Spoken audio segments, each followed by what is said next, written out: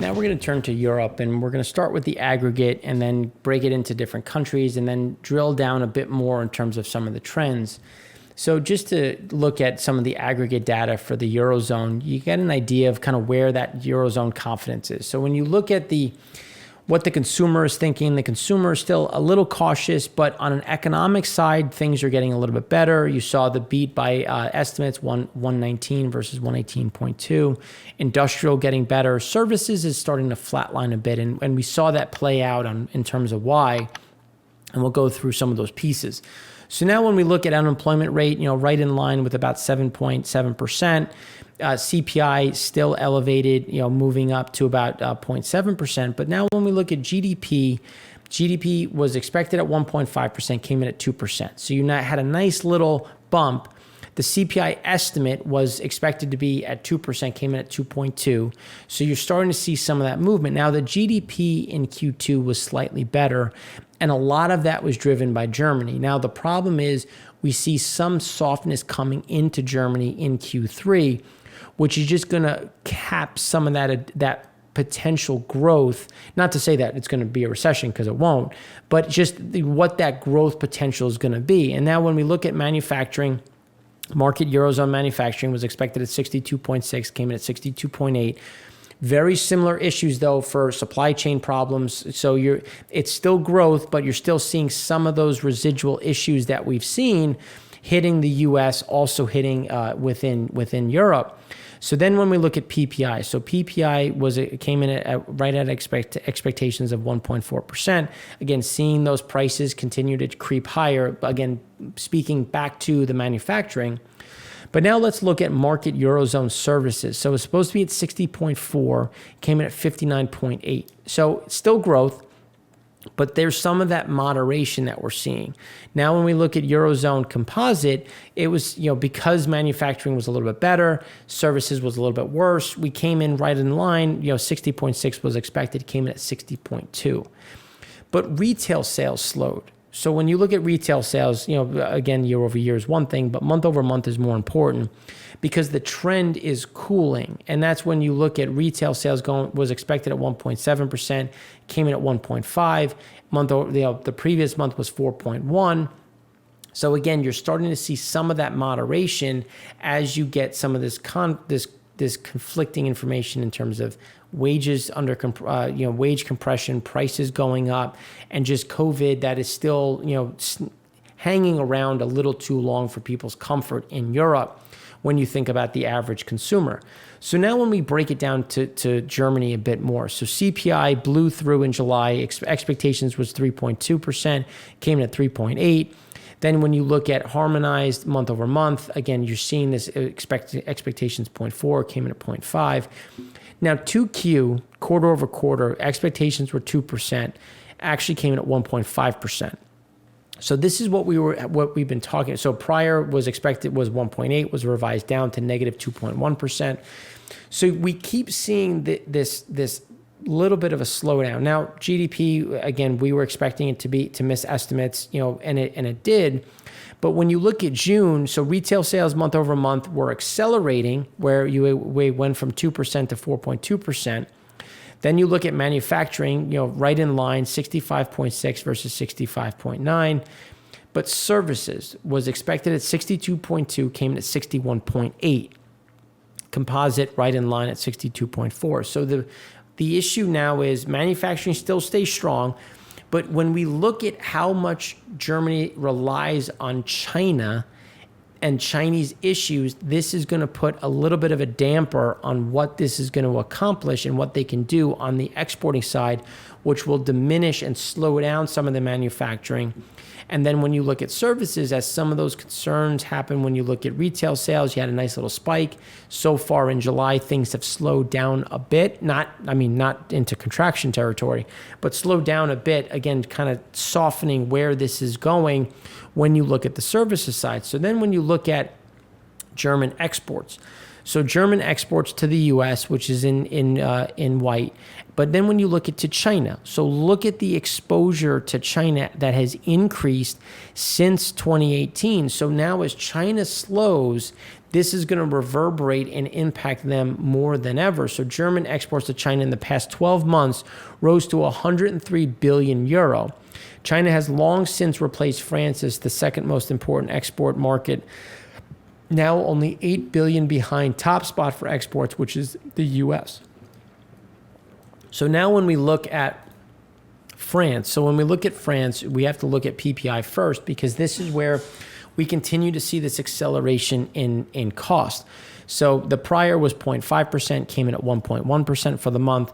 Consumer spending. So consumer spending was expected to be 0.7, came in at 0.3. Again, small, like seeing this compression. GDP was expected at 0.8, came in at 0.9%. Again, that nice little bump. But then when you look at CPI was supposed to be negative 0.1%, came in at positive 0.1%. That acceleration. Manufacturing came in slightly below at 50. What came in about right in line was expected at 58.1. Came in at 58. But services PMI was expected at 57. Came in at 56.8. So again, you're starting to see some moderation, and it's just against the survey, this slow moderation as things start to weigh out, and prices continue to impact what the consumer can do.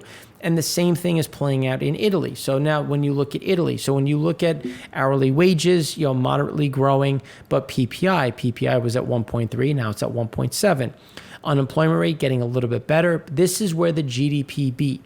The GDP was supposed to be at 1.3%, came in at 2.7%. So Germany slowed, France was flat, and then it was Italy that had this big surge up, because remember, the amount of stimulus that came into the market was massive from Draghi.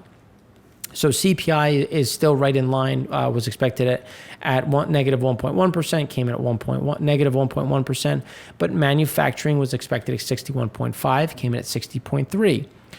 Services PMI and had car registrations slowing versus historics. Italy service PMI was expected at 58.7, came in at 58. Italy composite was expected at 59.5, came in at 58.6. But then retail sales month over month was expected at 1.9, came in at 0.7. So again, you're getting this slowdown as we exit Q2 into Q3. And it's not that we're getting this big contraction, but you're just seeing this moderation against estimates and some of these additional headwinds cropping up as COVID continues to be an issue, as wages continue to be an issue, and some of this additional pressure remains in the system. Now, Spain was no different, with unemployment rate still at over 15%. You had CPI month over month slightly better at negative 0.7% versus negative 0.6. GDP also had a benefit. It was expected at 2.1, came in at 2.8. So France and Germany, the biggest countries, were flat to down, and the weakest countries that are more susceptible, if you will, to stimulus had the biggest increase. That now dissipates. So then when you look at retail sales, they've moderated a bit, but still seeing something similar. But then Spain manufacturing PMI expected at 59.5, came in at 59. Spain services expected at PMI at 63.2, came in at 61.9. Again, all of it is still expansionary, but still contracting below what estimates are. And this is what we keep talking about, of what does the market expect versus what is actually coming out, which is why we talk about the city indexes for economic surprise, where it continues to go negative. So then when you look at Eurozone GDP will not return to pre-COVID levels until next year, in contrast to the US.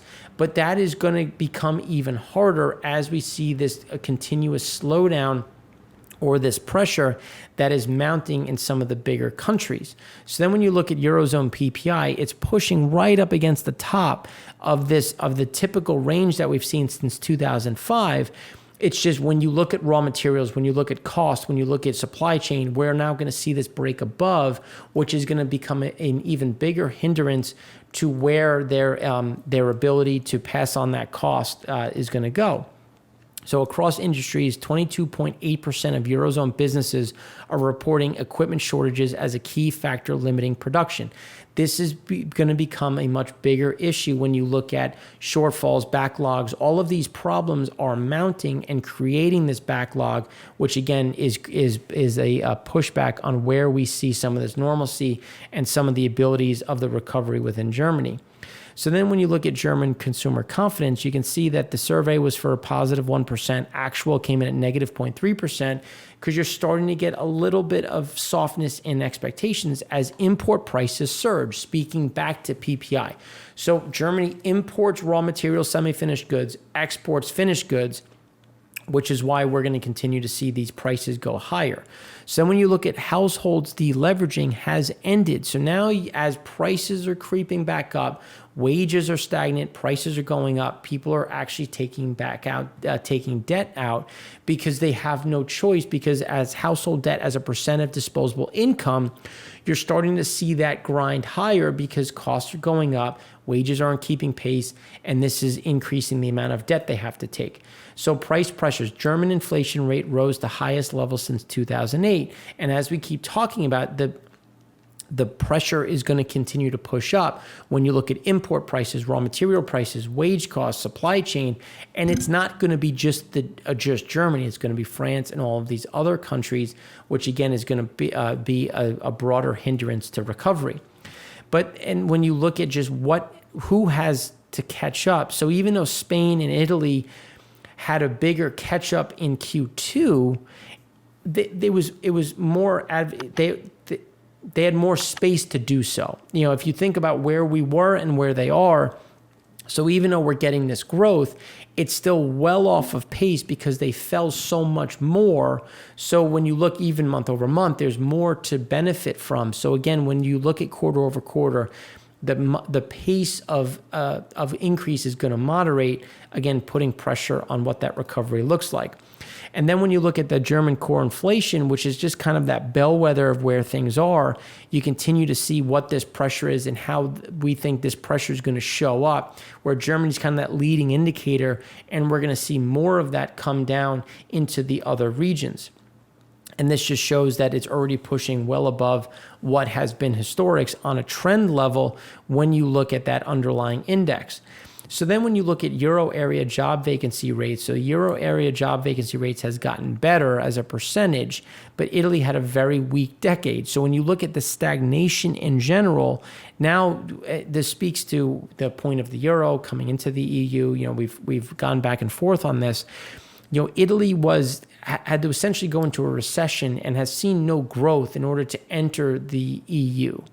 And this is where, or I should say just the Euro in general, to use that as a currency. So you've seen this stagnation, but the jobs, the vacancy rates has increased, but we're still off of where we were in 2018. And you can just see just how weak the real GDP is. And even after a better than expected Q2, they're still so far off the mark and have really been unable to generate real growth. And now you have, debt to GDP increasing, you have more stimulus coming. At some point the game plan is going to have to change because what's been going on hasn't worked.